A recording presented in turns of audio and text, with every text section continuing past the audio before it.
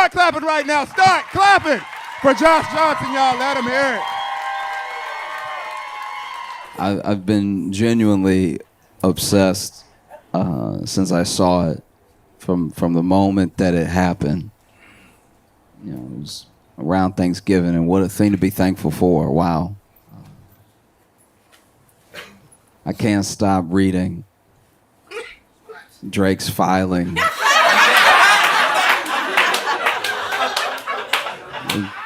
Drake's court filing. Suing UMG. I mean, Drake suing UMG, Spotify, I think iHeartRadio, yeah. Like, he's suing everybody but Kendrick. Like,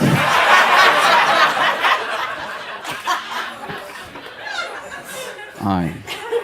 In case you don't know, because I don't expect everybody to just know everything I'm talking about all the time. In case you don't know, Kendrick Lamar is a rapper. He's a phenomenal rapper. You know, some are saying the best to ever do it, right? There are a lot of people that, yeah, except Drake, yeah. Kendrick Lamar is absolutely killing it right now, and he was in a beef with Drake. Now, if you don't know, Drake was a rapper.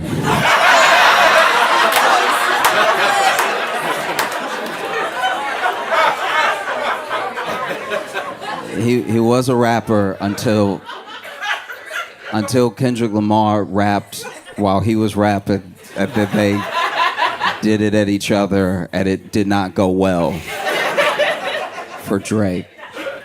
Now Drake is suing, and it's such a thing to take apart because it's genuinely complicated, right? Like not just the suit, but the reasoning for the suit, and like who would actually be in like a bad position, you know? A lot of this, weirdly enough, if you go all the way back, starts with Kanye, now known as Ye, right? Now, during his Life of Pablo tour, Ye went on this rant. Now, Ye became known for rants. That was like a thing as far back as the Yeezus tour. Probably started, I actually think it started when he was touring 808 and Heartbreak, where just mid-concert, instead of an intermission,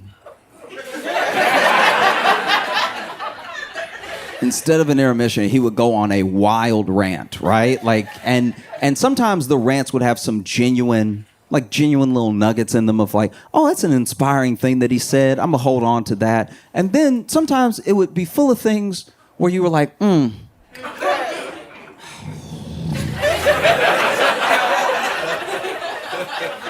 does he know? But he's all right. And in one of these rants that became like part of going to the concert, what's Kanye going to talk about? What's he going to go off on and everything? During Life of Pablo, Ye does this thing where he's like, radio lied to you, right? Now, Ye is probably one of the most imperfect messengers of our time. Like, it's sometimes, hear me out, once in a while, sometimes he has something to say that has genuine value in the industry. There are things that he says that are inspiring to anyone who takes inspiration from it, right? And there are some times where he's like so unclear, but he's like about to get there, right? And this was one of those moments, because what he was basically saying was that Drake and some of these artists, they were being artificially pumped up. They were being force-fed to us. We could not get away from them. And he took issue with it because he was like, look, you're being lied to. Something is being sold to you that is not genuine. Something is being sold to you that is completely artificial. It's a machine built by an industry to take your money. The thing that you're being sold has no soul to it. There's no artistry to it. It's just like a complex compound to take as much money from you as possible, maybe to give you the feeling of something genuine, but it's not there, I promise you. It's all been talked about behind closed doors. They've all come up with a plan to take as much of your money as possible, to take as much of your attention as possible, and to have you feeling like you're connected to some of the most hollow people who have ever lived, right? But instead of saying that, he goes, radio lied to you.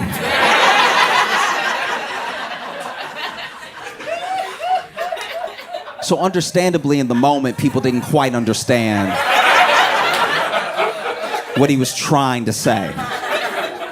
You know? And then there's another interview more recently during the beef when it started where, Ye basically says he was, and it's something that a lot of Drake stans brought up, where he was like, a lot of us involved were just so excited about the destruction of Drake, and they were excited because, depending on who you talk to, Drake been a menace for a minute. Like Drake has been sleeping with people's very significant others.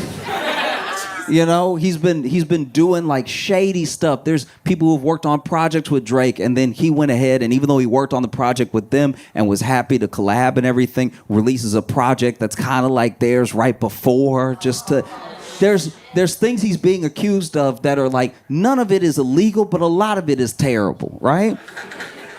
And so, Ye had his own issue with him, Drake, Kardashians, all that stuff. And so he was like, what people don't understand about Drake is that he has a rich baby daddy named Lucian. And Lucian was the top of UMG. And so now at the top of UMG, you have someone pushing Drake nonstop. And if you heard Scorpion, I don't know how you missed it, but it was the most pushed album maybe of all time. Basically, if you got on Spotify, there were people that sued Spotify because they were like, everywhere I go is Drake. I can't click away from Drake. He's coming up on playlists that have nothing to do with him just to push Drake. You will literally type in, look, I'm looking for like a little gym bob to get like some exercise too, but I really want it to be mellow, like a little Regina Spektor or something like that, but a little bit more tempo than like a Regina Spektor. And then Spotify would be like, do you mean Drake and braids? Like,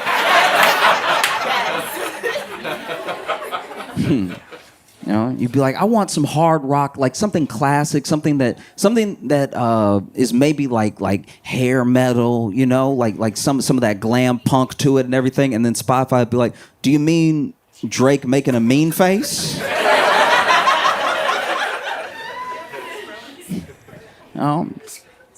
And he files these lawsuits, and the internet comes for him. They come for him in a way that I thought the beef was bad, but the way that the internet came for this man when he sued, they were calling him Aubrey Graham Cracker.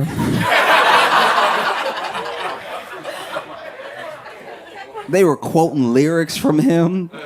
It was I don't know, it was kind of hard to watch. Like I don't even like Drake, and I was like, man, this is a lot. This is, but he sues, and I think a lot of people don't understand what the defamation suit is about. Very quickly, basically, he sues first UMG for what he's saying is botting Kendrick, making it so that Kendrick's song Not Like Us is more successful than it actually should have been, right? Making it more popular through bots and through like manipulation because they made it cheaper for it to get streams, which means more people would play it and stuff like that. They lifted some of the copyright so more people would do reviews of it and stuff. And then he sues for defamation, right? And the defamation is still, once again, this is a petition. This isn't like a full-on lawsuit for damages, but it's basically saying that UMG shouldn't have let Kendrick release Not Like Us because of what it said in there about Drake and them knowing that it was false, right? And this is my thing about that. It's weird that he that he sued for Not Like Us but not Meet the Grams, which was so much worse. If you don't know, there's a song called Meet the Grams where like Kendrick talked to his whole family, talked to his son. It was everyone. That's defamation. I felt like he was defamed, as in less famous right then. Like this, it's kind of wild, But here's the thing. This is why some people are on Drake's side, and I'm not just talking about Drake's stance, right? What he is alleging is that basically UMG, who he's been in this contract with, he got a $400 million contract from them in the earlier part of the 2020s, right? And he made the money back so fast, they start renegotiating again. And if you make $400 million back quickly, they probably gonna need to pay you $600 maybe 800, who knows? And that $400 million contract was the biggest contract in music history, right? And so now he's taking these people to task in a way and at a time that is scary for the music industry. You know, music industry is losing market share day by day. I'm a firm believer that no matter what music you like, I don't care what it is, I don't care what genre, you personally, you have not met your favorite artist yet. That's true. You haven't met your favorite artist at all. You have to keep listening. You have to keep looking. Your favorite artist is out there and they're trying to get to you, but there's a machine in the way, right? And so the same machine that built Drake up is the machine that is genuinely in the way of artists who are trying to get to you to be your favorite. Because you already have this connection. You just haven't heard their music yet, but it's coming. Right? You just have to keep looking. And it's hard to look right now because of basically what Drake is alleging, that UMG, some of these big ones, they use payola, they use all these things to make sure that their artists are the only artists that you hear, so that your favorite is the best of what's been presented to you, right? And it's a tough thing because to call UMG out for it, for Kendrick, without acknowledging that it Happening to you. Right. Like you know because you were. Yeah, I mean, like that's a tough one. That's yeah, I mean, that would be like somebody at Goldman Sachs being like, they stealing all your money. I'm like, yeah, okay, all right, I believe you, but weren't you an executive? Yeah, but I'm suing because they stole from me too. They have no scruples at all. They'll steal from anybody. This is unacceptable.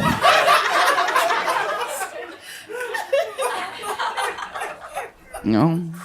And so what Drake is basically alleging is that through the beef they had with Kendrick, UMG actually picked Kendrick and they built him up as much as possible to tear Drake down so that when he came back to the table and he was going to ask for more than his $400 million, they could look him in his eye and say, your stock has gone down. You're not what you used to be. You can't sell the same tickets. You don't get the same streams. How about we give you $350? And it's a lot. It's not the same. It's not the same at all. But it's something similar. I see a lot of what is happening with Drake right now, at least in regards with UMG. Just, I'm talking specifically on this part of the suit, not the defamation, anything. I'm talking about the way that he's in a negotiation with UMG while something else is going on in his life, and it's hindering that negotiation, right? It reminds me of something that happened with Michael Jackson, because Michael Jackson got so powerful with Sony that he both found out and then accused publicly his lawyers and Sony of working together because he was becoming too powerful. He was owning too much. He was owning too much music. This man had the rights to the Beatles. Like, that's crazy. And so he said, you know, Sony is trying to hurt me because they're not promoting my album in an era that didn't have streaming in that way. They botched my album just to try to get things from me that are mine, you know? And it's similar to Drake in a way because both of them were the biggest artists at the time. Biggest artists in the world, right? And they're both like...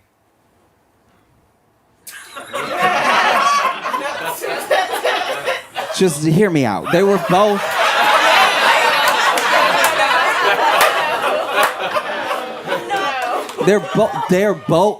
Listen. They're both black men that everyone called white, right? And I think that some of that, a part of that, is definitely present in people's feelings on the suit, right? Because there are some people that obviously think it's funny. I kind of think it's funny, you know what I mean?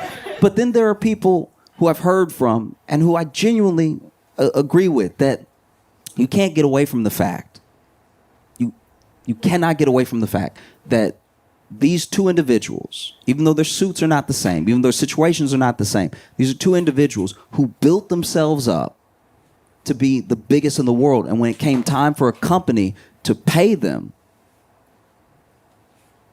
maybe they did whatever they had to do to not have to do that. Now, I don't believe, personally, the botting thing, because people genuinely were dancing to Not Like Us. People were genuinely losing their minds to Not Like Us. Like, I guess I believe the bot angle that Drake has if he thinks all black people were bots. Like, that's kind of what it would take. You know bots. You know how. You know how bots be.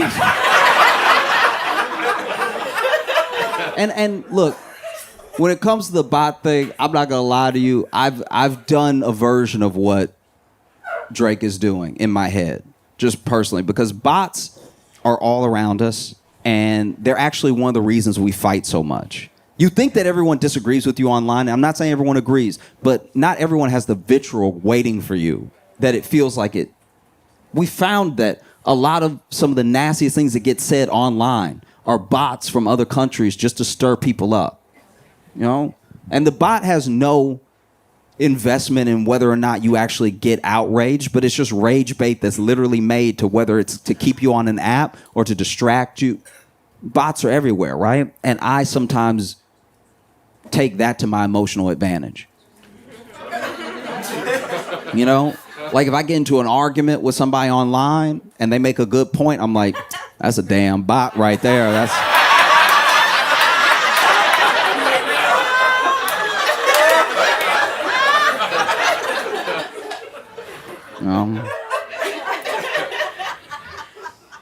like I used to be on the apps back in the day, and you know I would sometimes meet somebody, chat with them a while, then go on a date and everything. Maybe the date wouldn't work out, but I didn't get their number, and so I messaged them again on the app, and they don't respond. Like they ghost me, and I'm like, that damn bot's something else.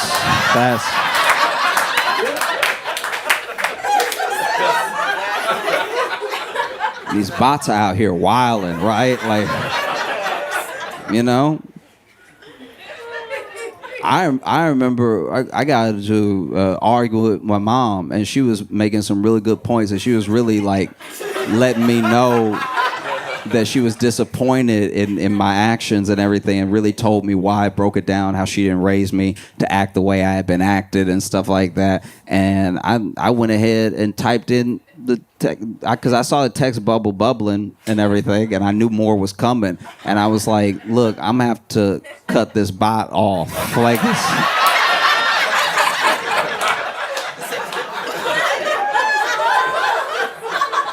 Don't have time for bots. It's a good tactic to take. Anything in your life not going the way you want, call it a bot.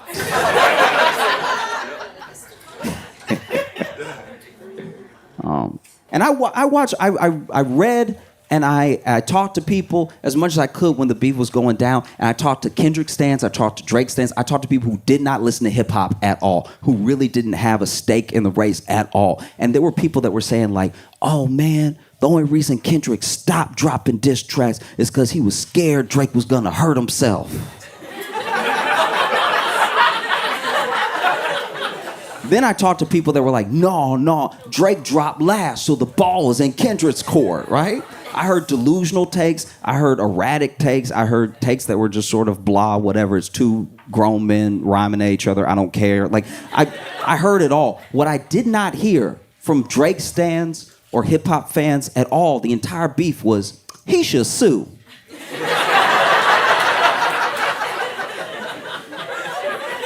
That smells like a lawsuit. Never came out of anybody's mouth, right? And so understandably, there are people that are upset with Drake for suing, because it's like, wow, if you sue and then you win, what does that do to battle rap? What does that do to hip hop? Hip hop literally has artists talking about other artists being like, I'm going to sleep with your baby mama. Will they still do that if that person can sue for damages? There's something that is that's like linked, that can't be broken about hip hop and a sort of distance from power, right? Like if you're in the streets, or if you are street, you're not supposed to be in court unless they catch you. You're not supposed to. You see what I mean? It just feels a lot to me, everything that's happening right now between Drake, Kendrick, and UMG feels a lot like what happened between Deontay Wilder and Tyson Fury in boxing, right? Because you look at Tyson Fury and Deontay Wilder, two heavyweights. In case you've never watched boxing, I'll make it very simple for you. two heavyweights in the world that were number one and number two, right? And we rarely get that in a lifetime, that the best in the world is fighting the second best in the world. And Tyson Fury is a world-class boxer, and Deontay Wilder hits really hard, okay? He's not quite as good of a boxer as Tyson, but he hits so hard, you think that he must knock the soul out of people, right? And so, sure enough, they fight. And in the first fight, Deontay Wilder knocks down Tyson Fury in like such devastating fashion that when he hit the ground, personally, so he got knocked out for a second with his eyes open, and I thought he was dead. I was sure I had seen something terrible. Like I was sitting there just looking around, even though I knew I was the only one in the room.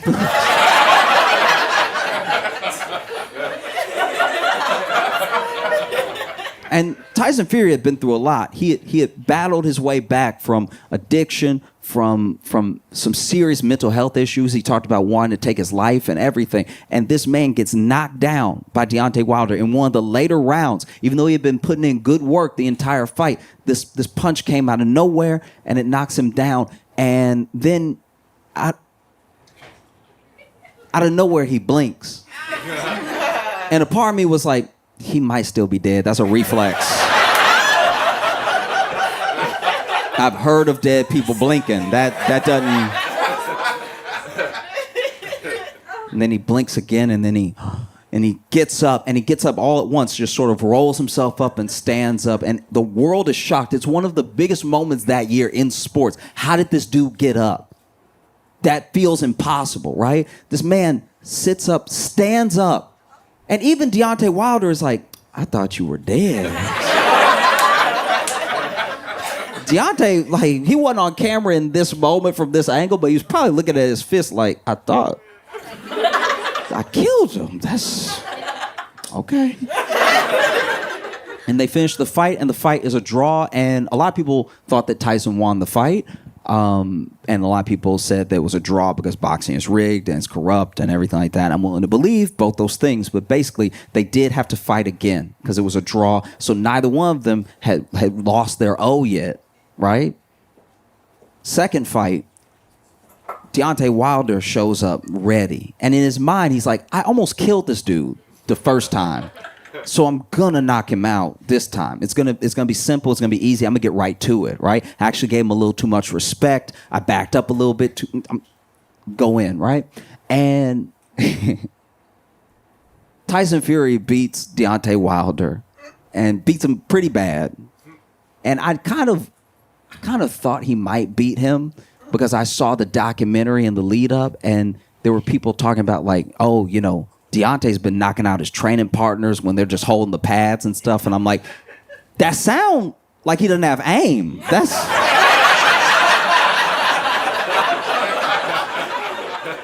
You know what I mean? Like, I'm not a boxer, but if somebody holding the pad here and you knock that man out, you missed.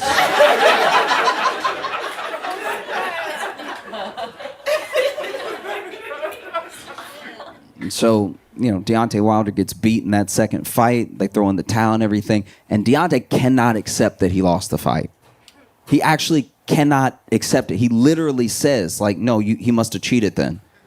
Because I almost killed this dude. This dude must have cheated. And he takes him on this long campaign. They try to investigate him, everything. They even pull out a clause where they have to do a third fight, even though Tyson wants to go and fight someone else now, and he goes on a whole campaign where he's like, no, this guy cheated. He must have cheated if he beat me because I had him. This dude, we thought he was dead. I had this dude, and then he just beats me like that. There had to have been something. Maybe he had brass knuckles in his glove. There were all of these theories going around, even in the boxing world and stuff. And that's what happened to Drake. Drake didn't believe Kendrick could beat him. He was like, no, too many people on my side. I'm too popular.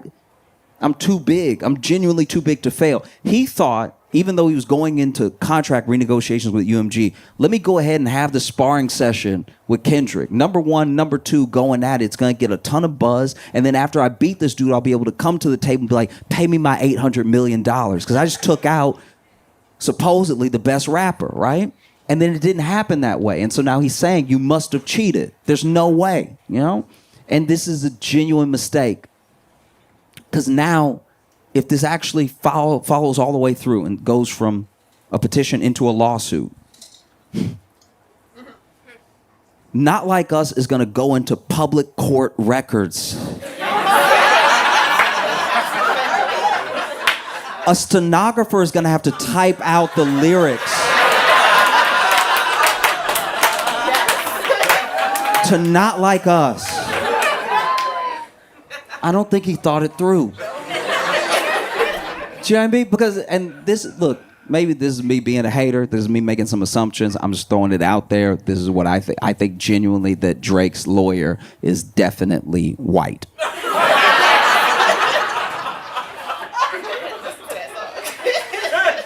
And so now I'm worried for Drake's lawyer that he's going to be in a predicament where he has to defend his client from the and then read out the lyrics to Not Like Us. Now look, rap lyrics in court is nothing new. Rap lyrics get used to, send rappers to jail. It gets used against them. In all these different ways. It's nothing new. But whenever you're in court and you got to read the lyrics, usually court likes to still keep things proper. So they'll probably do some replacements. You know what I mean? Like, I think when Drake's lawyer gets to the end where he's going to have to be creative. He's going to have a different word in there. Probably something like, gentlemen.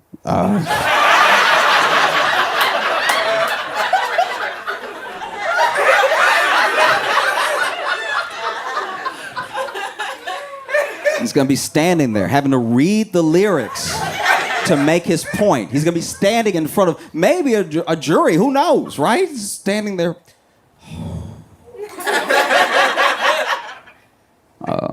Okay.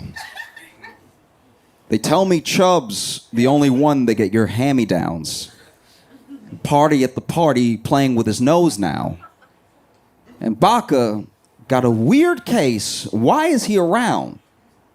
Certified lover boy. Certified.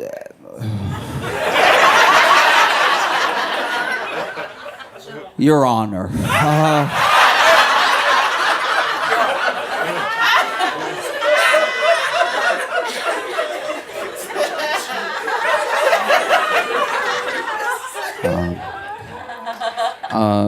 Wop, wop, wop, wop, wop.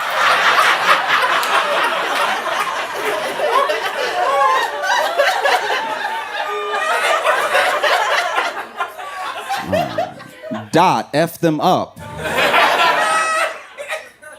Wop, wop, wop, wop, wop. I'm gonna do my stuff. Why you trolling like a female dog?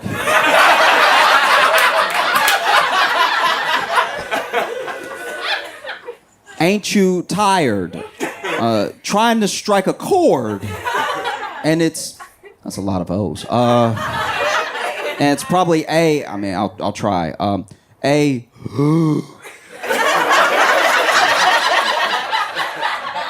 Minor.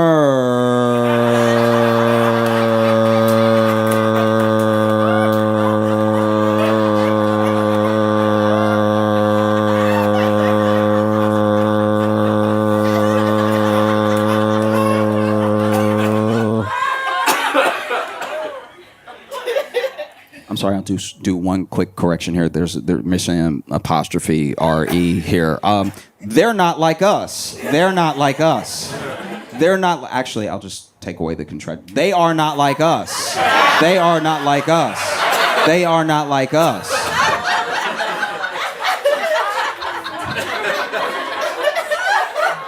No. It's brutal.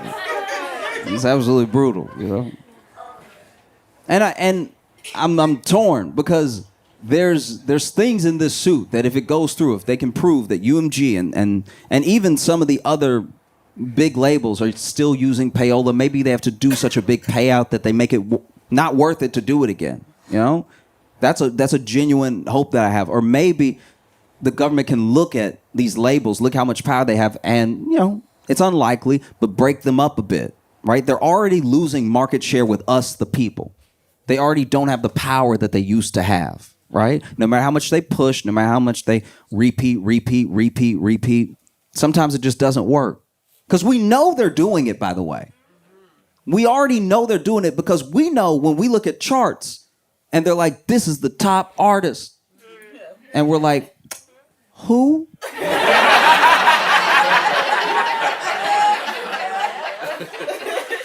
I've never heard of this person at all.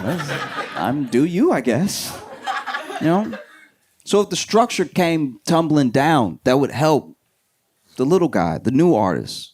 The artist that's been trying this whole time to break through. Reminds me of the story of Samson, right? Make it very short. Samson was very strong, loses his strength, and then becomes enslaved by the Philistines. And then while he's between two pillars, he begs God, give me my strength back. Give me my strength back so I can take revenge on the Philistines. And God gives him his strength back just for that little bit of time, just for that time that it took to push the pillars, crack them, break it down, and bring it down on him and the Philistines. And I think that's what could be happening here. You know, because I don't know how Drake moves on from this at all, whether he wins or he loses. But I know that he might be able to bring the structure down with him, on him, right? And there is a genuine part of me that's split because I don't think that the bots thing happened in that way. I'm sure that generally it happens with every big artist. I will say that. I think no matter who you are, there's probably bots pushing, pulling, whatever. I don't think it's enough to make someone number one, but I do think that it must just happen, right? But the part that I can't get over is that, like, as much as I don't like Drake,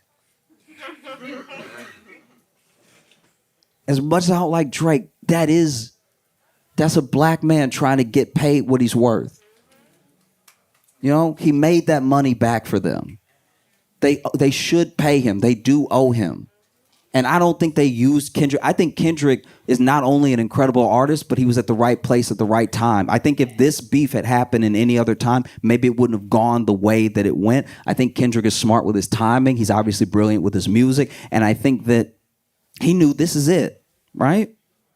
You speak on me, I speak on you. But even Kendrick said in Euphoria, still love when you see success, right? His rival, this person he can't stand. So even Kendrick, to some degree, probably thinks, I hate you. Don't get me wrong. If you fail right now, that'd be hilarious. Like, I hate you. But also, you made them that money. You know? Because there's no real proof, which I think actually hurts Drake's case. There's no real proof that he is not going to make a comeback because he's still one of the number one trending artists without releasing an album this year, even as he lost all that stock. And the stock he can get back quickly.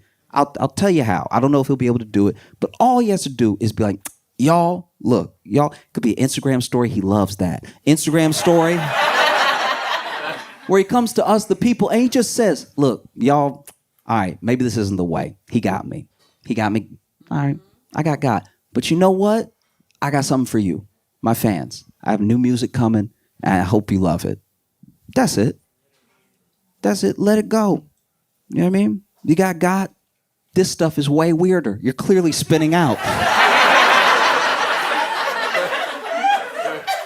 If anything, it makes me more afraid of Kendrick because you gotta remember first lines of Euphoria. Superpowers getting neutralized. Famous actor once knew was looking paranoid. Now he's spiraling. Who lets you sue as a rapper? You gotta be spiraling to do it. That's like being a bona fide gangster and getting shot and then being like, police!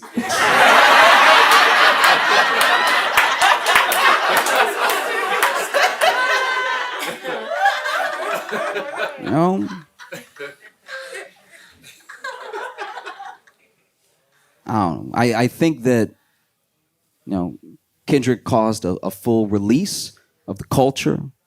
of the movement. People are excited, revitalizing hip hop. There's a chance that with this suit, if he wins, if he follows it all the way through and he wins, that Drake could loose the people from the industry in a small way. And there's a chance that you could get to meet your favorite artist. You know? I guess I'll just end it most appropriately with a line from J. Cole.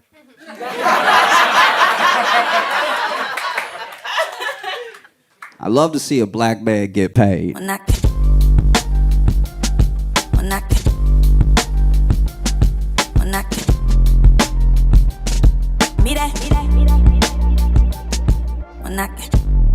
Did y'all okay? I'm trying to figure out how I feel about it. I guess what I thought would happen happened, but you know, that whole Epstein list came out. I know, right? And it was pretty underwhelming. Like they were like, dropping the list January 2nd. And then January 2nd came and they were like, sorry, January 3rd. And then they dropped the list and everyone was like just mouth-watering on Twitter, everywhere. Everybody was like, Jesus, list is going to shake up the world. You know, and everything's going to change after this list comes out. And then the list came out, and a couple people we thought were on it. And then when I saw the rest of the list, I was like, oh, that's right. I don't know any rich people. That's my bad. I don't really move in the circles for this to be a scandal. Because any name on the list that wasn't already a celebrity, I have no idea who that is. It could be the head of a bank. I don't know. Whoops. It's very interesting. It is also, I guess, a bit weird because if you on that list, if your name just came out, it's kind of weird because you really can't die now. Like, you really got to hold it together for quite a while, or else if you die, they're gonna be like, he was a bigger part of it. It's like, oh, jeez.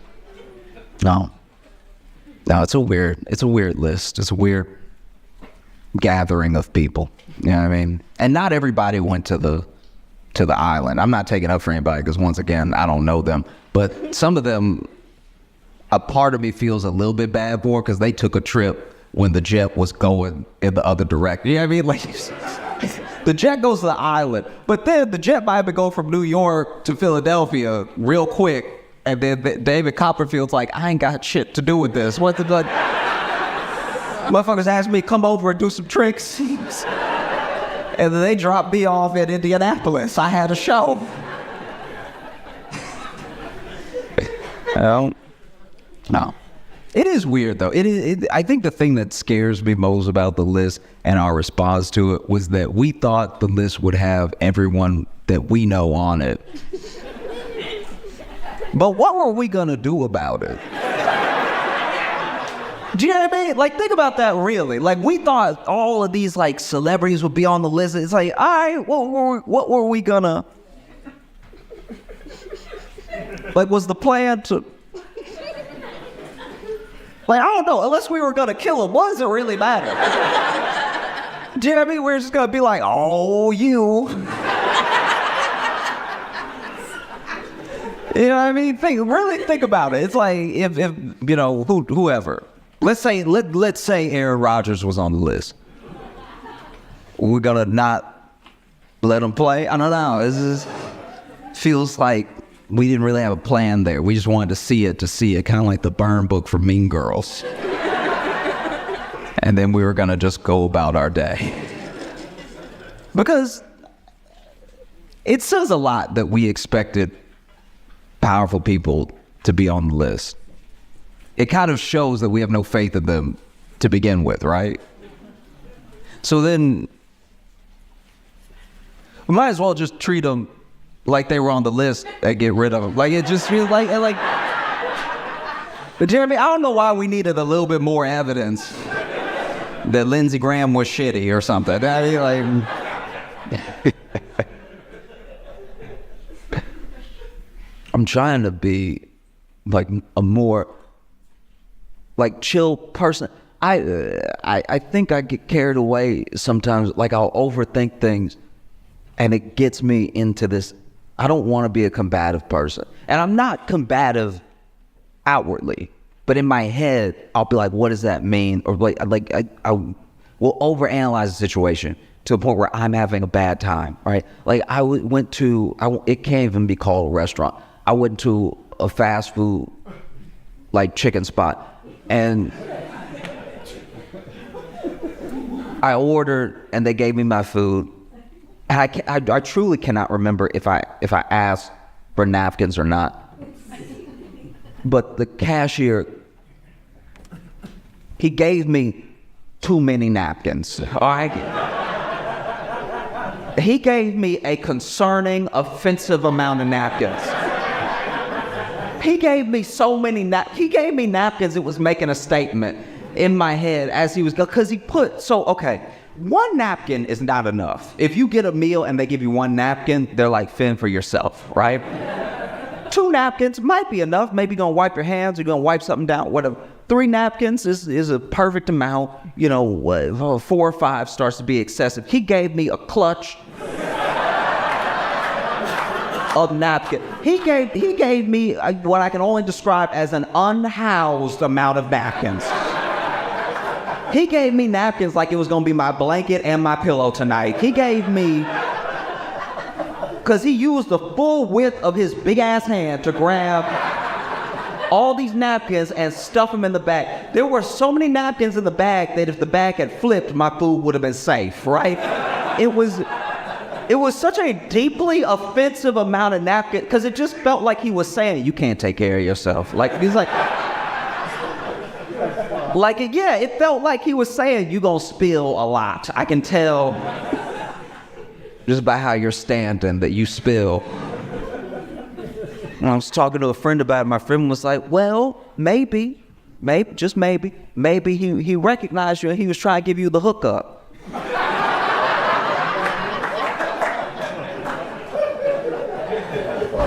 And I was like, okay, even if I'm trying to extend enough grace to not be offended and to think that my man likes my comedy, and so he's like, look,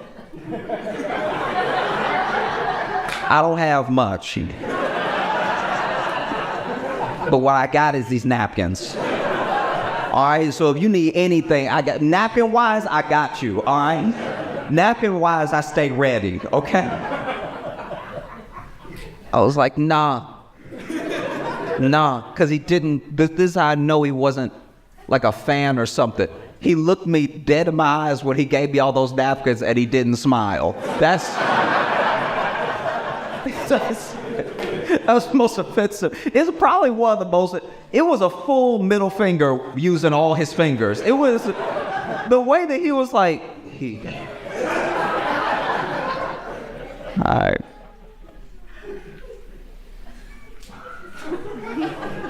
Deeply distressed. Okay, did y'all, by any chance, see the dude who jumped the judge? Okay, this is so great. Okay, look, if you have not seen it, it's very quick. If you have not seen it, I'll try my best to bring you up to. Okay, so basically, I didn't know everything was happening. I had to read about it after I saw it. But in the video, you see a judge and what I think is a stenographer. And I knew something bad was gonna happen because when the video starts, the stenographer in the corner already got his mouth open, right? And so the stenographer is looking ahead and going, and that is because, I don't know how big this man is, but there is a man already in the air flying towards the judge, okay? Now, I don't know, because of the angle, I don't know if he got a running start and started flying, or if he just flew from the defendant's stand. Like, because you know that table they got the defendants at, right? From the angle, it just looks like he jumped from there over, and then no judge's bench is eye level, all right? ever, okay? Which means he didn't just jump across and clear that space. He went up. And it is so sad that our first black superhero is this guy. Then okay. So then he jumps over, he full Soulja Boy over the judge's bench, lands on her. Now, I knew he was gonna get her when I saw him in the air because she was getting out of the way too slow. Because I think even I think in her mind, even she was like, he gonna bust his head on this bench trying to jump up here to get me, because she was kind of cold with it, where she wasn't freaked out even though he was flying her, which makes me feel like this must have happened before. And most people don't make it. Like, most people don't clear it and then they bang their head on the bench, you know what I mean? Because for the bailiff the bailiff is nowhere to be found. He clearly jumped over the bailiff, right? Because the bailiff was probably like the stenographer was over here like, God dang. And so then he jumps up and lands on her. She goes down. They're both like under the bench for a second. Then the bailiff gets over there, and then I guess the stenographer, I don't know what this person's position was, but he was in a suit and he seemed very scared. They both start trying to fight this dude. So now this dude is whooping everybody's ass. Like, it's actually quite, like, in my mind I was like, is he on drugs right now? Because how do you fight from the ground 3 people as you get up? You don't even see that in the UFC, right? And you'll never believe, okay, so she was denying his probation and she was about to sentence him, which is when he jumped over the bench and attacked her, right? And she was sentencing him. His case was battery with severe bodily harm. He did battery at the battery case. And I don't know what the other situation was. I have no idea. But she was about to sentence him. And I don't know how much time he was about to get. But it sounded like she was about to be like, I'm going to have to give you 8 years. And then this man was like, I'd like life, please. I'm sort of done with this outside world. Let me go ahead and stay forever. It's genuinely insane. I think that's the first person we've ever seen as a collective society that is going to get 10 million years. So, like, that's absolutely astounding.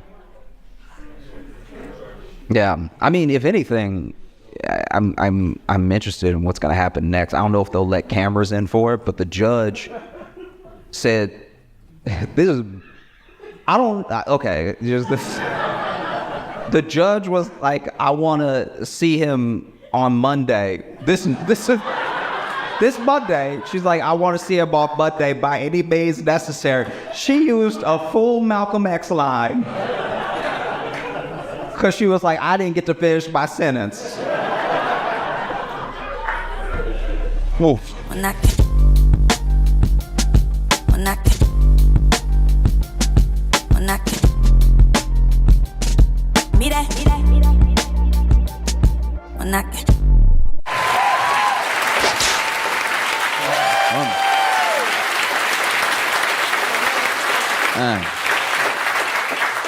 I feel very, very blessed to be here with all of you. I've been very excited to come here. This is a blessing for us to all be together, you know? Some people couldn't be here. Some people didn't wake up today.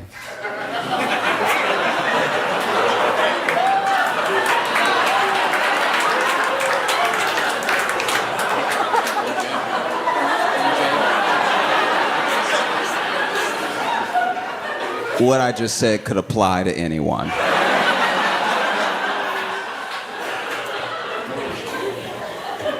If you haven't heard, OJ has passed. Yeah, you can tell by the. You can just tell. Okay, You can tell by the excitement that some people have how they felt during the trial. Do you know what I mean? There's a couple people that have been so happy, I'm like, oh, I know where you stood back in the day. Wow. Okay. There are people out here, finally got him, you know. Which is crazy, because when you look at like OJ's feed when he was posting, there had been this rumor that he was actually in hospice care earlier this year. And then there's a video of him in his car, which someone is obviously filming the video, and he rolls down the window and everything, and he's like, hospice? Hospice? Me? No, I'm doing very well. And so if he was doing very well, and now he's dead, do you think somebody...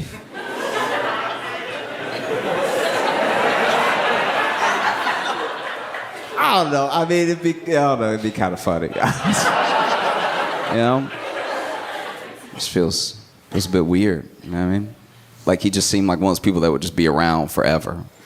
Not in a way that I'm like, oh, I'm excited that he's around. Just like every once in a while you would see a tweet from him or you'd see something and you'd be like, oh yeah, OJ is out. You know what I mean? And I say out because he did go to jail, just not for the thing we know him for. That's my biggest disappointment with OJ. You think after getting away with murder, you lay low. You know what I mean? Like, this is the time to play it cool, okay? You just got away with the most public we've ever seen. Like, the whole nation was watching, and then they said not guilty. And then you were like, let's roll the dice again. But now he's gone. And it's gotta be weird. Like him and Nicole are gonna have a conversation. You know what I mean? Like, I'm joking. They definitely didn't go to the same place.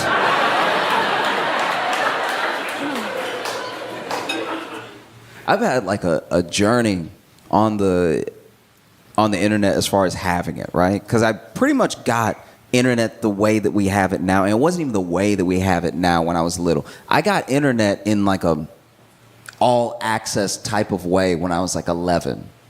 So I was little, but there weren't things that I had before me. Like before, if you went back further than that, you'd have to like know how to code and stuff. 11 was when I could like get on the internet and type in boobs.com.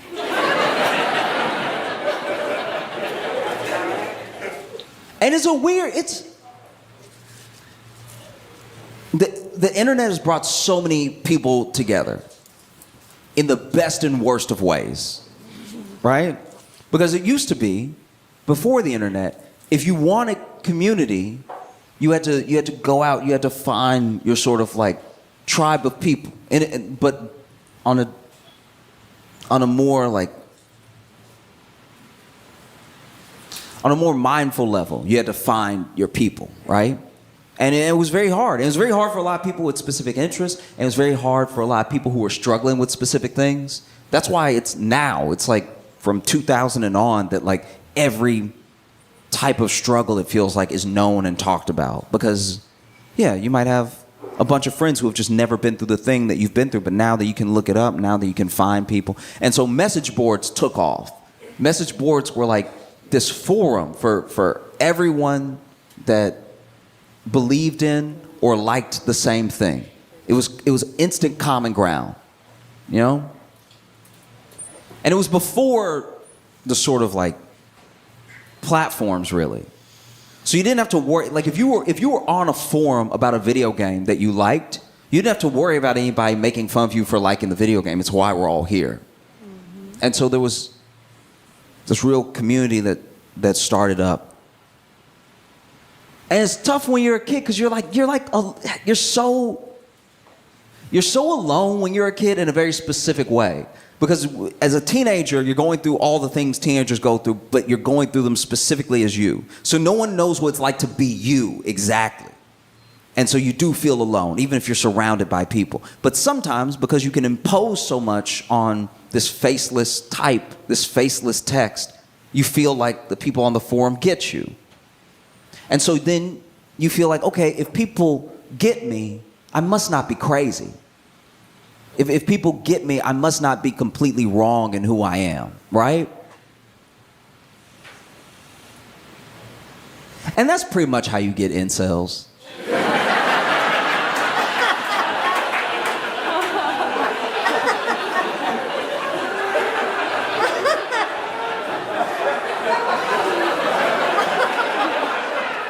Do you know what I mean? Because this is the thing. This is one of the wildest things about incels I don't think anybody talks about. Incels, at least in their thinking, is actually weirdly, counterintuitively, quite reasonable. Because incels are like, no one wants to fuck me. And then the world is like, yeah.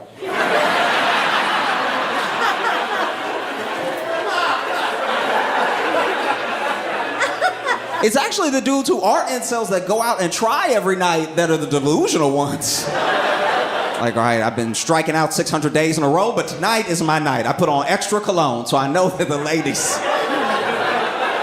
ladies will be all over me. Oh, it feels weird. Even the lore of how things get started. Like I'm telling you what I heard.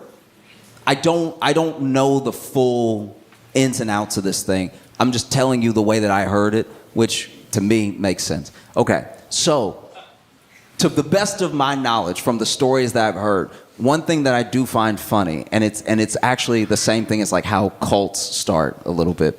So way back in the day, still in kind of the forum era, but we were starting to have social platforms where like anybody could get on.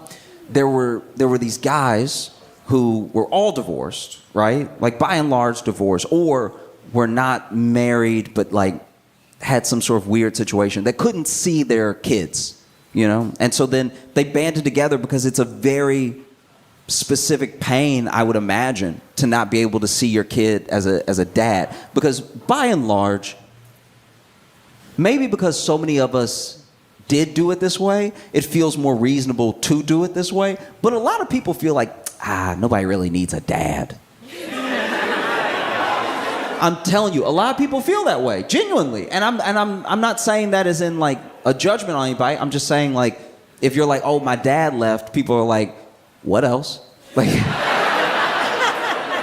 you know what I mean? It doesn't carry the weight it would have carried in the 50s. Your dad left. You know what I mean? It's like, my dad's not around, and people are like, yeah, so any other revelations? Like,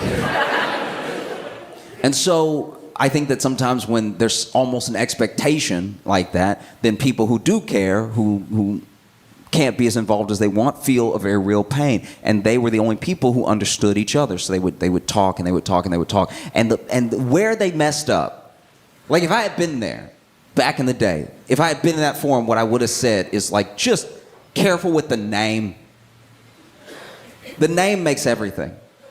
Because then they banded together as like a group, and they were like, let's try to get some laws passed so that we can like see our kids, you know? It feels like family court is against us. And so then they called themselves men's rights activists. And I was like, bruh. You should have said dads. Dude, dads would have cooked. We'd be like, dads that want to see their kids? Protect these men. Protect all 8 of them. You know what I mean?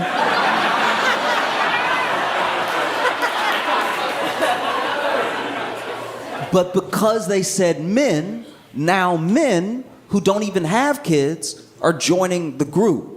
And because people are joining the group, joining the forum that are not there for the specific cause, for the specific reason that they came together over this pain, it starts to morph into something else. So now these guys that are like, I just want to see my kids, are also being like buried in the comments of the forum by people being like, I can't get a date. Like, these bitches crazy, right?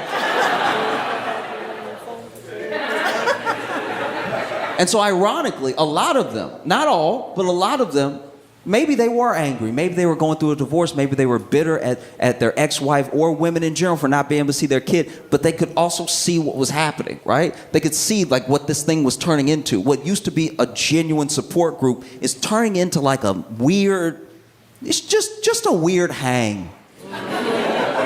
Do you know what I mean? Like, you never want to be surrounded by angry men. Even as an angry man. I've been mad as hell before, but anytime too many of my buddies are also mad, I start to calm down. I start to be like, all right, well, we don't want to burn anything down. Feels like y'all want to do something different. Okay. But yeah, it started to happen where like, be like, you know, couldn't get the visitation that I wanted. I feel like the judge hated me when I walked in. And instead of more comments underneath like that, I've had that experience. And don't give up. It's not over. There's always things that you can do. Hey, just try to work it out with her. You know, you can get more visitation with her permission. You know, like things that were genuine support started to be buried by like, man, these bitches want whole meals. You know what I mean? Like, I can't believe they want you to take them out and pay. This shit is crazy. And then eventually, some of the, not all, but some of the earliest members of the forum are like, I started this thing because I'm trying to see my kids. And a lot of y'all seem crazy as hell. And I want to see my kids. So I'm a bounce. And so then, just like that, it was kind of gone. Like the heart of this thing, the reason, the sort of nugget that brought it all together had disappeared. And all that was left was this mob that had gathered with different grievances. You know? And that's how you get red pill stuff today. Do you know what I mean? Because the thing about red pill that's so appealing is that anyone telling you it's not your fault is probably going to get your attention. It's one of the most, it's honestly one of the most appealing arguments someone can make. If you're unhappy with your life and they come to you and they say, hey, none of this is your fault. Even as a defense mechanism, you're like, I'm listening, right? And even red pill in and of itself is like starting to like eat itself. Because there's no basis around what it's really about. It's not really about community. It starts to just become this weird thing, you know? Like I've heard some of the most insane arguments ever. And I don't even think I'm thinking about the stuff you're thinking about. You're thinking about the surface level. I'm talking about deep. Like when a red pill podcaster really starts to cook. Like, I can't believe y'all out here having kids. Yeah. That shit, Y'all having kids, I don't know. Just something about like you had a daughter? That's gay, dog. Are you serious? You had a daughter? You had a daughter? That shit gay as hell, for real, man. That means you cum girls. Pause, dog. No. We ain't doing that over here. Are you serious?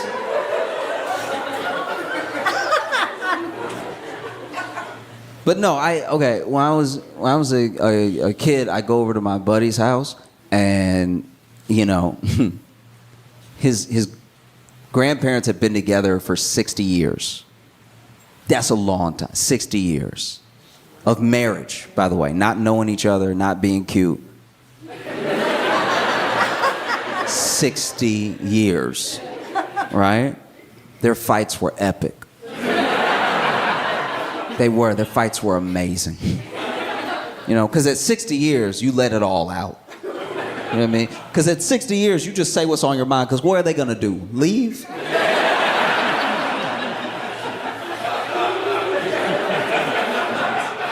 Me and my boy be in the other room and we'd hear, oh, I should have married your brother.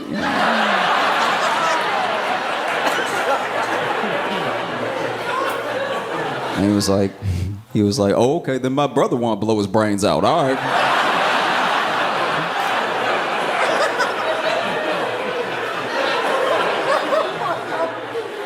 Married 60 years. Crazy stuff, right? And basically, his granddad was going deaf very quickly. He was losing his hearing rapidly, but he didn't want to wear hearing aids because he didn't like how they made him feel, right? And I don't mean just the fit in the ear. I mean like he didn't like how he could hear so little naturally, and then he put him in and could hear across the street. Just made him feel like Daredevil without the rest of them.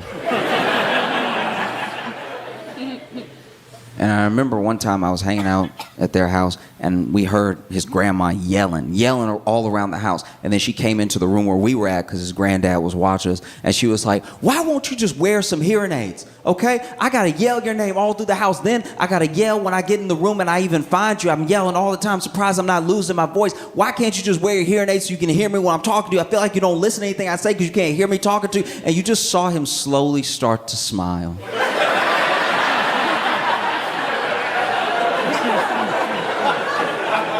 It's honestly the most boss move I've ever seen in my entire life. This dude was like, I will go deaf if it means I know peace, all right? I have no problem. And one time, I was over at their house and his grandma was watching us. And we were being quiet. So I don't know if she was saying this to us or to herself, but out of nowhere, she broke the silence. And she was just like, that nigga hear me.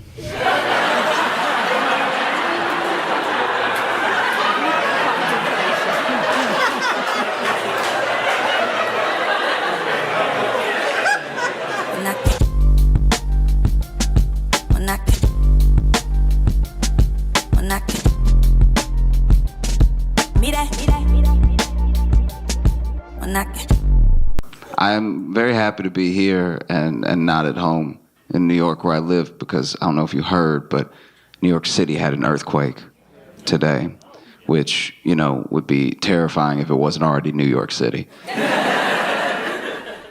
There's so much happening in New York all the time. It's fun to think about where everybody was during that earthquake, you know? There's a lot of crime in New York. Somebody was getting robbed during that earthquake. Somebody was in the middle of like, give me everything.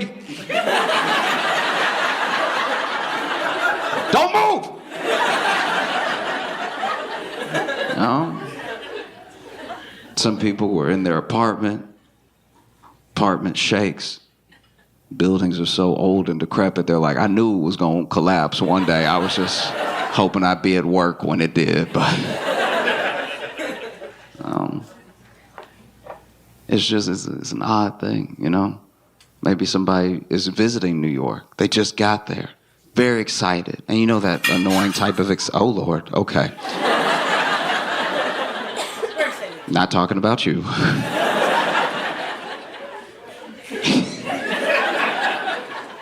It just sounded like so much stuff. Like that, it's clearly more than one plate. Oh, but maybe somebody just got there and they're very excited. They're like, ooh, you know what I'm gonna do? I'm gonna go get some street food. I'm gonna get an authentic New York hot dog. This is gonna be amazing. And then an earthquake hits. And then they are covered in hot dog water. It'd honestly be the most New York experience they could have. Another thing, I think enough time has passed that I can talk about it without it being awkward. Like, one of the weirdest things to me about 2020 in general was, you know how there's bunker people?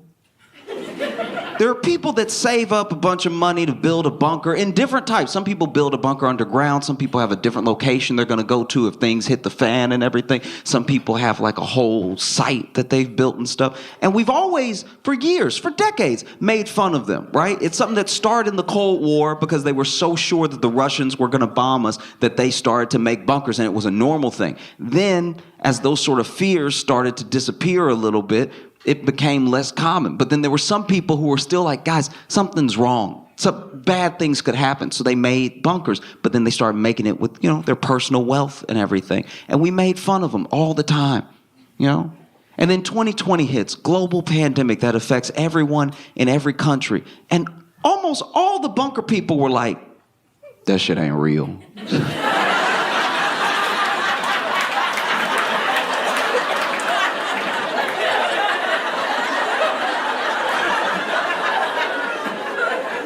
But you built in case the whole world. Can I go in the bunker?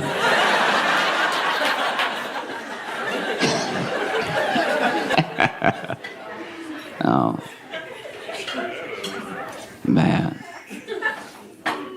I've been thinking a lot about just the general power of marketing, of ads and everything. And I don't know about y'all, but I always feel like I'm smarter than ads. Like, I always feel like, that's ad. I can see it. That's product placement. You can't fool me. You're not going to get me. That's an ad. And I always feel like I'm better than advertising, like I'm above it all. But I do have a bunch of stuff that I don't use, that I don't really remember why I got it.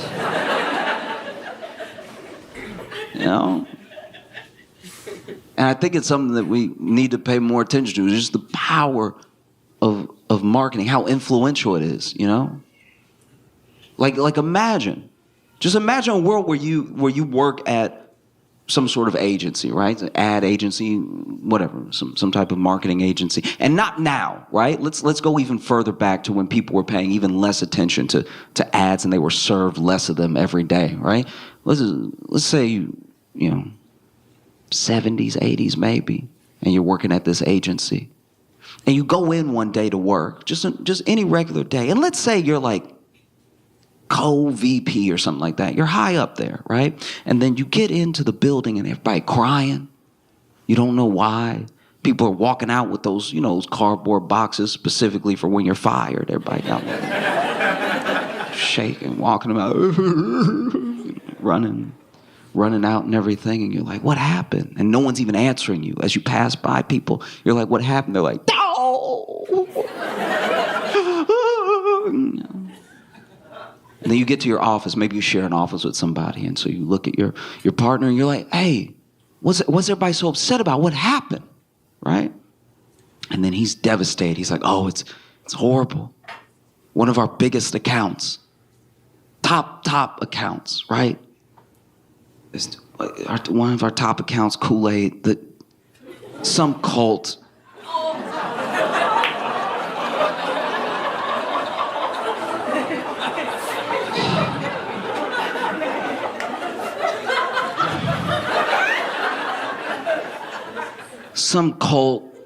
grabbed some Kool-Aid and they put a bunch of cyanide in it. They did like a mass thing. I don't know, the client is freaking out, People may never buy the product again. We don't know what to do. This could be the end for us, because if they close, we close, right? And then you, being the brilliant marketing agent that you are, you stand there in the moment that this is happening. The day that the news has reached your office and you're like, you know what? Screw it. Let's lean into it. They drank the Kool-Aid. It's just that good.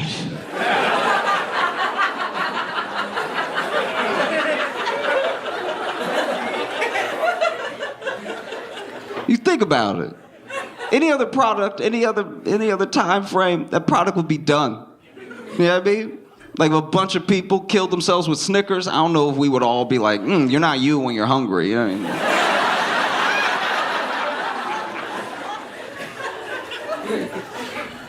That's the power. To this day, even after a tragedy like that, to this day, people be at the barbecue like, pass me some of that red. That's some good stuff, And the thing about it is that on its own, it's not bad, right? On its own, you're just trying to sell something, you're just trying to make a buck, and maybe it's something that people will like. In an ideal world, all the marketing leads the people to what they want anyway, right? But it doesn't always work that way, because we found that the easiest way to make money is to make people feel like they don't have something, to make them feel less. So then if I'm less, maybe this thing will make me more and it'll make me enough, right? Because if we never feel like we're enough, then we always need a little something else, right? And that's how they make money. If you were always content all the time, no one would be able to sell anything to you, you know?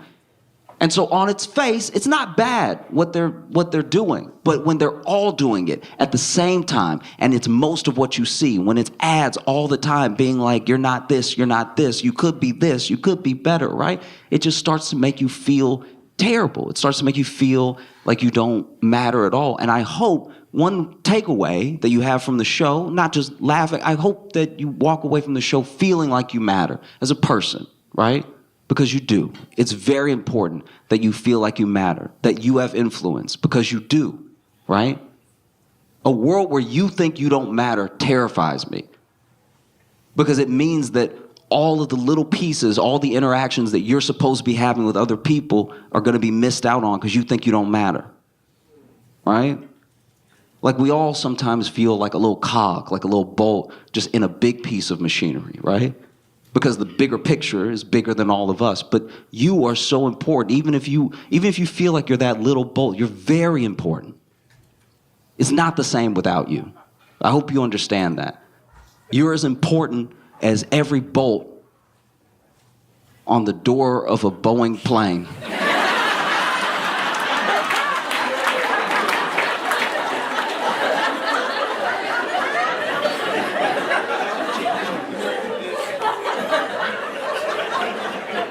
Because maybe that's what happened.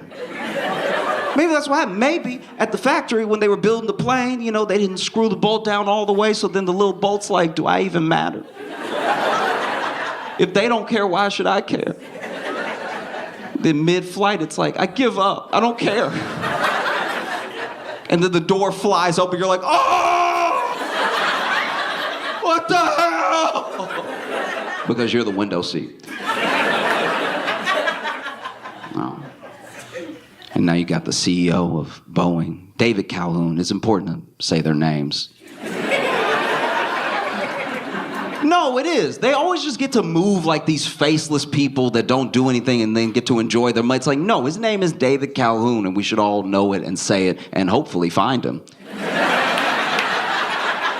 Just to chat. You know? But no, he's stepping down, and I don't know. I don't like that. He's stepping down now, and I think that should be illegal. You shouldn't be able to go. You should have to stay until it's fixed. Do you know what I mean? Like, that's crazy that you messed it up, and now you're leaving with a severance package, by the way, with a, you know, articles call it a golden parachute. How ironic. You get to leave, but you messed the whole thing up. You know? And I know he's not fully alone, but he's the lead. You know, when you're the CEO, you're the captain.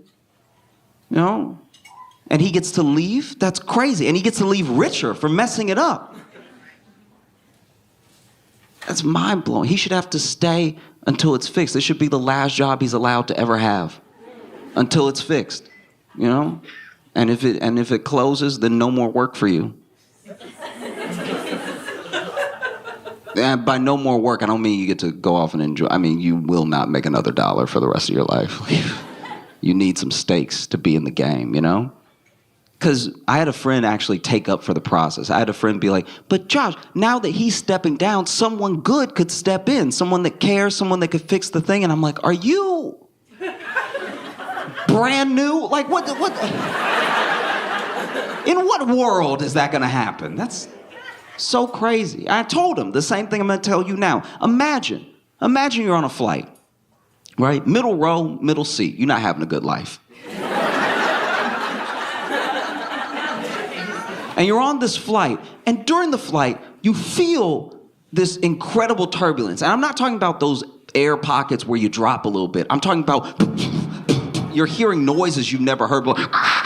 It's just like terrifying stuff all happening at one time. And it's not just like a little bump, bump, bump. You're swinging, you're slamming into things and everything. Those air masks drop down. You know, the ones that definitely don't work.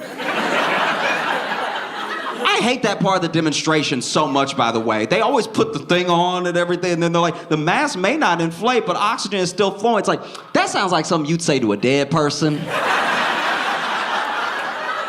That's one of the craziest things I've ever heard. The mask may not inflate at all, but I promise it's still working because you won't be able to tell anyone it didn't. Mind blow. No, I swear. You know? But let's say that's happening. You're in it. They're screaming, people crying, people praying, people tearing up and everything. And in the midst of all this turbulence, the cockpit door swings open. And the captain walks out. And the captain doesn't walk out to say, hey, everybody, we have it under control. Please don't panic, right? Captain doesn't come out there to say, look, the PA system broke. I just want to tell you myself, we're all going to make it. We're all going to be okay. I'm going to make sure we make a safe landing, right? The cockpit swings open and the captain comes out to say, I've decided to resign from my position as your captain. It's been an honor, but I can no longer uphold the standard of this plane, and so I will be leaving. Wearing a parachute, by the way. He's wearing a parachute while he's talking to you. He's wearing a parachute while he's talking to you, because I'll be fine. I'll be fine. I know I messed everything up, but I'll be okay, okay? And then he jumps out of the already open door. No, shouldn't be allowed.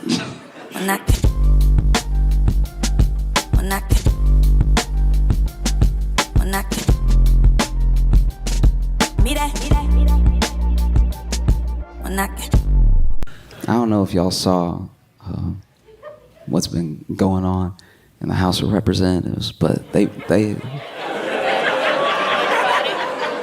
had it out. Ooh, that was better than Real Housewives. I'm not gonna lie, that was pretty good. Okay, in case you didn't see what happened, basically they were having a committee hearing, and I don't really know how they work. They use certain rules of order where they're like point of order, you know, and there's like this moderator that doesn't do his job and stuff. And basically, Representative, I think her name was Jasmine Crockett, said to Marjorie Taylor Greene, she's like, do you know what we're talking about right now? Do you know what we're here for?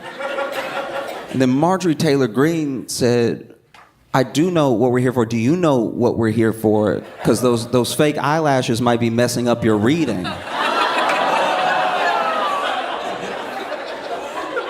And immediately, everyone had a reaction, and AOC was the one to be like, hey, can we strike this from the record? You can't do this. Like, this is crazy. You're not supposed to engage in personal attacks on appearance or personality during a hearing. Like, you have to have some form of order, right? And then the person that runs the committee that doesn't do his job was just sort of ignoring her. So then, you know, they let it go. But before that, you know, Marjorie Taylor turns to AOC and she's like, did I hurt your feelings or something? And then AOC said, girl, no. Baby girl, no.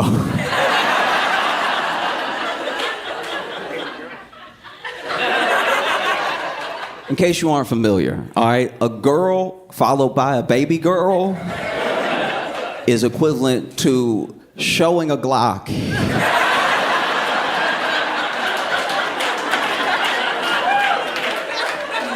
I've never had a woman tell another woman in front of me, girl, baby girl, without something happening next. That's because it's such gentle language. Because it's two women talking to each other. So girl implies like my girl, hey girl, you know what I mean? Girl, and then baby girl. Baby girl is smaller than girl. Baby girl comes from an even gentler place, but is somehow much more violent. Baby girl. I'll put it this way. Girl is hair. Girl is, you know, snatching up someone by their hair. Baby girl is choke. Baby girl is hands around the throat. One hand is baby, the other is girl. Baby girl. Whew. And then later, Representative Jasmine just asked the leader, the one who doesn't do his job. She was like, hey, I just want to check, just so I know the rules. I want to check if I were to say something about somebody's beach, blonde, bad built, botched body.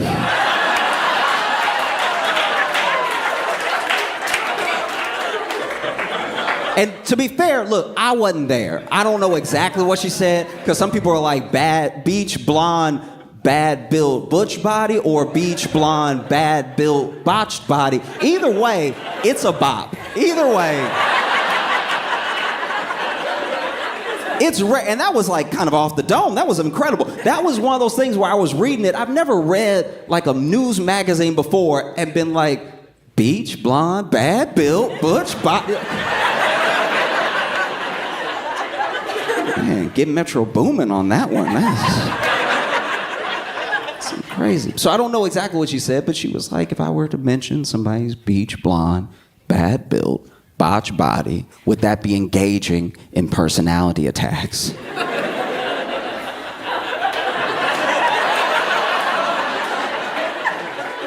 And then a bunch of people on the Republican side made the same noise as the Democratic side before. And then they were like, this is not the time, blah, blah. And then Jasmine was like, no. Because y'all love to dish it out, but you can't take it. And then the article ended. And I was like, that's the problem with journalism today. That's what... Now I gotta go watch C-SPAN to see how it ended.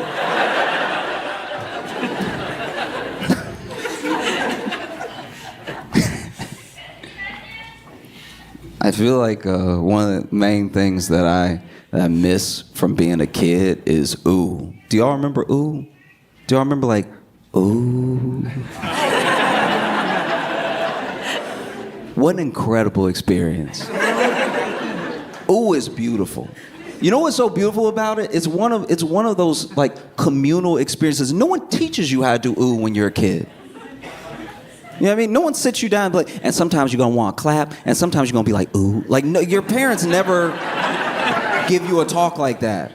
You just are a kid, and then maybe you're talking in class, everybody's talking in class, and then the teacher gets frustrated, turns around, points out one kid and goes, Mr. Perkins, and then all the kids go, ooh.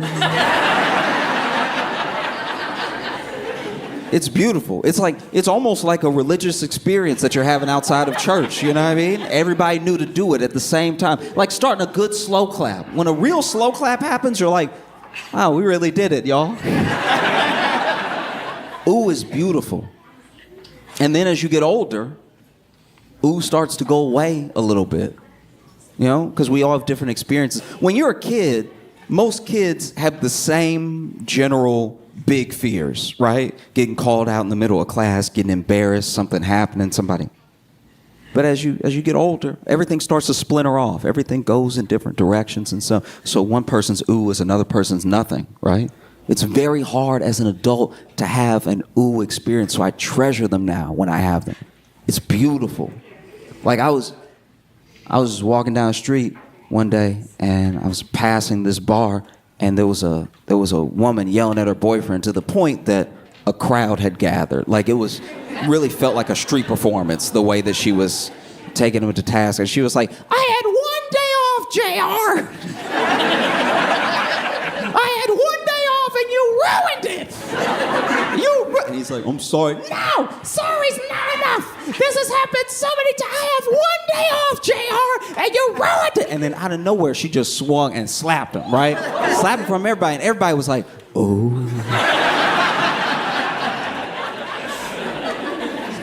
And just like that, I was like, wow, I'm back in it.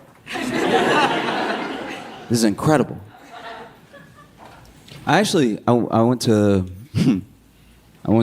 a friend's wedding a while back, and the thing that was amazing to me about this wedding is just how personal it was, right? So it was a smaller wedding, so it wasn't like a huge room or anything, and the groom got his best friend to officiate the wedding.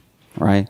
And I think that's kind of cool. You know, some people want someone, like if they have it at a church, they want like their pastor to do it, like, but just someone that makes it special, right? And then the couple, they wrote their own vows, which I also thought was pretty cool because it was very specific stuff to them that was like cute and was funny and stuff like that.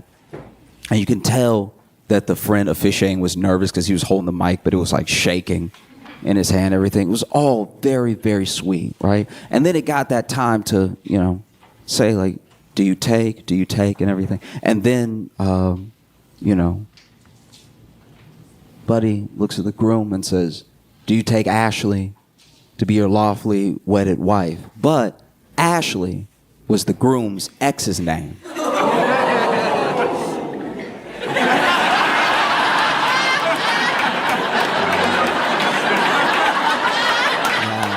Doesn't it?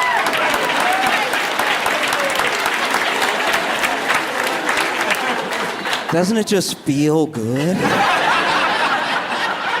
to just let it out? Oh.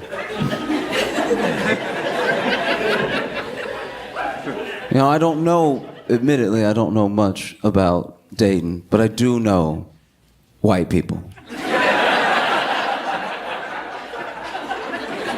And the weather has a real effect on y'all. It's a nice day out, and every person I made eye contact with has told me.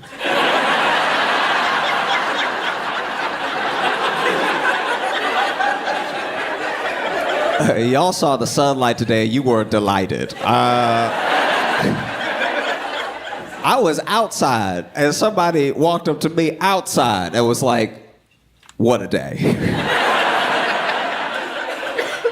You know, and maybe it's just the New Yorker, but I was like, nah, I know, it's very good. They were like, nah, this is great. And in my head, I'm like, does it rain every other day or something? Good to know. No, I was happy for everyone. Everybody was having such a good time. You know, it's like the weather today felt like when your friend wants you to see a movie really bad, and then they watch it with you, but they watching you watch the movie to make sure you're enjoying it as much as. But then you're like, but I see it, and they're like, no, but are you paying attention? It's like, you not paying attention, you looking at me.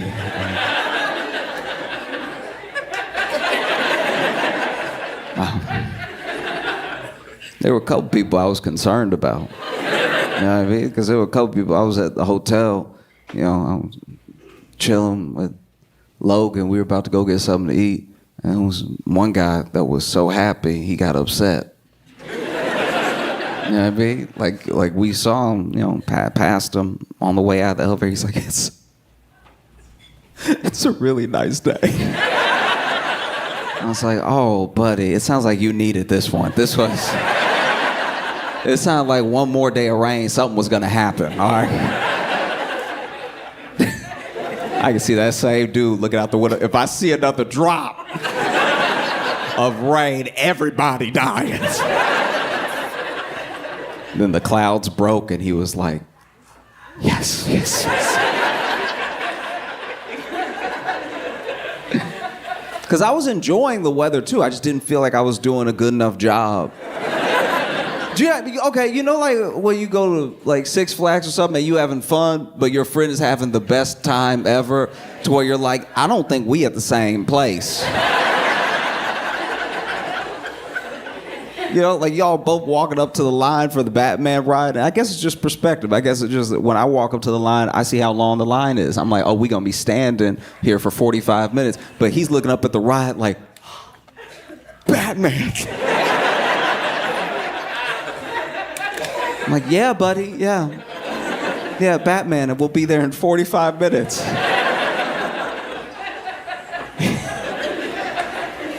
Oh. I had a realization that I'm getting older now, and as a man, like as a grown man, I'm actually too old now to get kidnapped.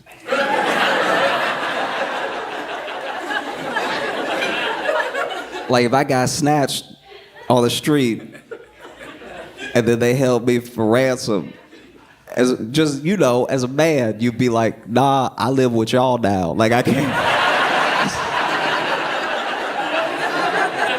You can't send me back. That's too embarrassing. I just got snatched up like I was waiting for my mom after school.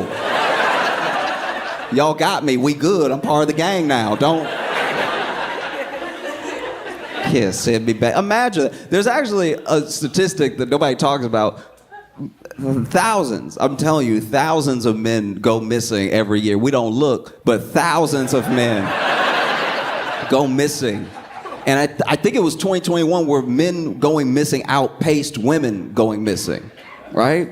And it's like an insane stat. When I was reading it, I didn't believe it. I was like, how is that possible? But I think it's because men know when they get snatched up, they're like, bro, just kill me, because I can't go back now. Imagine you a grown man with a family, right? You a grown man with children, and you got kidnapped, and then you come home and try to be the patriarch of your family, knowing you were a kidnapped man. You know what I mean? Knowing you a diet man, knowing you light. Standing there over your kid, telling him not to talk to strangers, and then your 8-year-old go,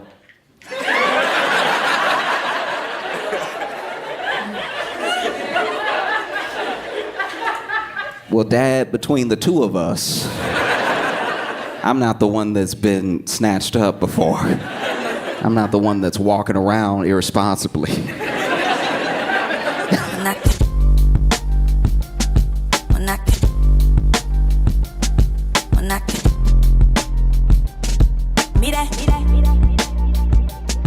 When I